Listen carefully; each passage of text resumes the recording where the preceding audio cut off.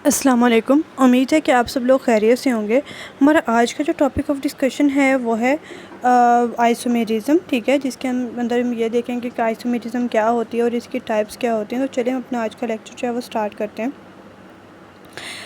जब हमारे पास दो या दो से ज़्यादा कंपाउंड्स हों और उनका मॉलिक्यूलर फार्मूला सेम हो लेकिन उनका स्ट्रक्चर फार्मूला और उनकी प्रॉपर्टीज़ जो हैं वो डिफरेंट हों, ठीक है, तो वो दोनों आपस में एक दूसरे के आइसोमर्स कहलाते हैं, ठीक है। और ये वाला जो फिनोमिना होता है इसको हम आइसोमेरिज़म बोलते हैं। आइसोमेरिज़म क्या होता है फिर कि वो आइसोमेरिज़म का क्या होता है कि कोई भी दो कंपाउंड्स हैं, ठीक है, उनका मॉलिक्यूलर फार्मूला तो सेम है लेकिन उनका जो स्ट्रक्चर फार्मूला उनकी प्रॉपर्टीज़ जो हैं वो बिल्कुल भी मैच नहीं करनी।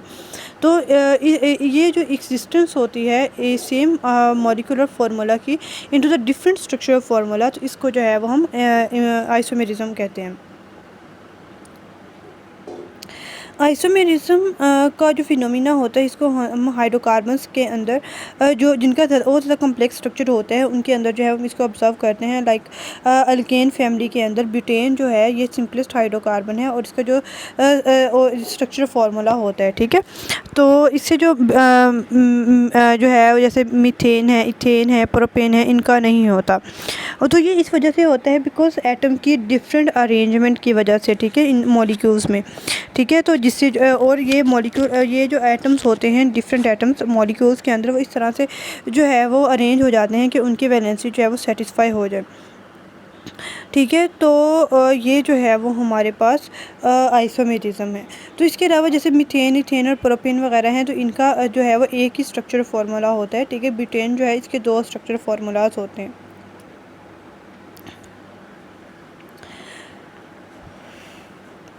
इसका मतलब ये है कि ये पॉसिबल है कि अगर आपके पास आप कोई भी मॉलिक्यूलर फार्मूला है तो आप उसको दो या दो से ज़्यादा जो डिफरेंट अरेंजमेंट्स हैं उसके अंदर आप इनको जो है वो आप लिख सकते हैं, ठीक है। जिस तरह ब्यूटेन है तो इसकी दो डिफरेंट अरेंजमेंट्स होते हैं, जैसे कि आप इसको एन ब्यूटेन भी लिख सकते हैं और आइसोब्यूटेन भी लिख सकते हैं। तो ये जो है आपके ऊपर डिपेंड करता है कि आप जो है वो कौन से वाला मॉलिक्यूलर फार्मूला को लिख के और आप उसे स्ट्रक्चर फार्मूला क्या ड्रॉ करना चाहते हैं।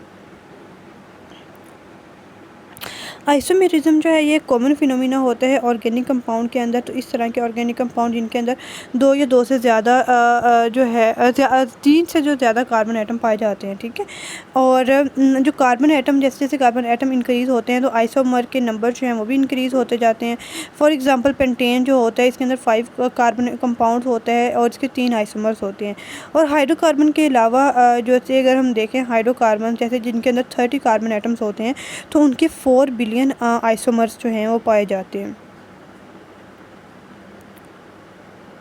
अगर हम टाइप्स ऑफ आइसोमेरिज्म की बात करें तो उसमें है स्ट्रक्चर आइसोमेरिज्म है। सबसे पहले स्ट्रक्चर आइसोमेरिज्म जो है वो ये सिर्फ हाइड्रोकार्बन तक की महदूद नहीं है, ठीक है। इसके अलावा बाकी जितने भी ऑर्गेनिक कंपाउंड्स की क्लासेस हैं और उनके डेरिवेटिव्स हैं उन सब पे ये अप्लाई हो सकता है। ये इस तरह का होता है कि इसमें जो अरेंजमेंट ऑफ एटम होती है विद इन अ मॉलिक्यूल वो डिफरेंट होती है। मतलब मॉलिक्यूलर फार्मूला तो सेम होता है लेकिन स्ट्रक्चर फार्मूला जो है वो स्ट्रक्चरली अगर आप उसको लिखते हैं तो वो डिफरेंट तरह से लिखा जाता है। तो स्ट्रक्चर आइसोमेरिज्म जो होते हैं इसकी 5 डिफरेंट टाइप्स होती हैं। पहला होता है chain isomerism, position isomerism, function group isomerism, metamerism और टोटोमेरिज्म। चेन आइसोमेरिज्म में क्या होता है कि जो आइसोमेरिज्म इस तरह से होता है तो वो एक्चुअल में नेचर ऑफ कार्बन चेन की वजह से जो है वो बनता है, ठीक है। तो जितने भी आइसोमेरिज्म होते हैं आप जैसे कोई कार्बन की चेन है तो आपने उस कार्बन की चेन को जो है वो बदल देना है तो उससे जो है वो आपके पास चेन आइसोमेरिज्म बन जाएगा। लाइक C5H12 जो है इसके 3 हैं चेन आइसोमेरिज्म है। एक एन पेंटेन है, आइसोपेंटेन है और नियोपेंटेन है। नेक्स्ट है पोजीशन आइसोमेरिज्म। तो इस तरह का जो आइसोमेरिज्म होता है वो एक्चुअल में सेम फंक्शन ग्रुप की वजह सेम फंक्शन ग्रुप होता है, ठीक है, लेकिन उनकी उस फंक्शन ग्रुप की पोजीशन जो होती है किसी भी स्ट्रक्चर के अंदर वो डिफरेंट होती है, ठीक है। जिस तरह के अगर आप देखें क्लोरोप्रोपेन जो है, ठीक है, इसके दो पोजिशनल आइसोमर्स बनते हैं जैसे 1 क्लोरोप्रोपेन और 2 क्लोरोप्रोपेन, ठीक है। तो आपने क्लोरीन की पोजीशन जो है क्लोरीन एक की इसके अंदर फंक्शनल ग्रुप था और आपने इसकी पोजीशन जो है वो चेंज की तो उससे जो है वो आपके पास 2 आइसोमेरिज्म जो है बन गए। ब्यूटेन जो है इसके दो पोजीशन आइसोमर्स ब्यूटीन के दो पोजीशन आइसोमर्स बनते हैं, ठीक है। तो इसके अगर आप डबल बॉन्ड जो है अगर आप उसको वन पोजीशन पे लिखेंगे तो वन ब्यूटेन होगा, सेकंड पोजीशन पे ले आएंगे तो टू ब्यूटेन हो जाएगा। नेक्स्ट है function group isomerism. Function group isomerism इस तरह के आइसोमेरिज्म होते हैं जब दो या दो से ज़्यादा कंपाउंड जो है उनका सेम मॉलिक्यूलर फार्मूला होता है लेकिन उनका फंक्शन ग्रुप जो है वो डिफरेंट होता है। जस्ट फॉर एग्जांपल के जैसे C2H6O है, ठीक है। तो इसकी डिफरेंट अरेंजमेंट बनती है इसके एटम्स के लिहाज से अगर हम देखें तो, जैसे अगर आप C2H6O को जो है वो आप डाईमिथाइल ईथर में भी लिख सकते हैं और इथाइल अल्कोहल की फॉर्म में भी जो है वो लिख सकते हैं। नेक्स्ट हमारे पास मेटामेरिज्म। मेटामेरिज्म में क्या होता है कि इस तरह के जो स्ट्रक्चर आइसोमर्स होते हैं जो कि unequal distribution of carbon atom की वजह से जो होते हैं, मतलब फंक्शनल ग्रुप है, आपने फंक्शनल ग्रुप के दोनों साइडों पे जो है वो अनइक्वल डिस्ट्रीब्यूशन कर देनी है कार्बन एटम की। तो मेटामर्स जो होते हैं ये एक्चुअल में सेम होमोलोगस सीरीज से बिलोंग करते हैं, जिसमें हम डाईइथाइल ईथर और मिथाइल एंड प्रोपाइल ईथर की जो है वो हम एग्जाम्पल ले सकते हैं। जैसे ये डाईइथाइल ईथर CH3CH2O CH2CH3 है, तो अगर आप इसको मिथाइल एंड प्रोपाइल ईथर लिखेंगे तो CH3OCH2CH2CH3 बनेंगे। इस तरह हमारे पास कुछ केटोनिक कंपाउंड्स होते हैं जिनका मॉलिक्यूलर फार्मूला C5H10 है, ठीक है। तो इसके जो है वो डिफरेंट तरह के मेटामर्स बन सकते हैं। लाइक आप इसको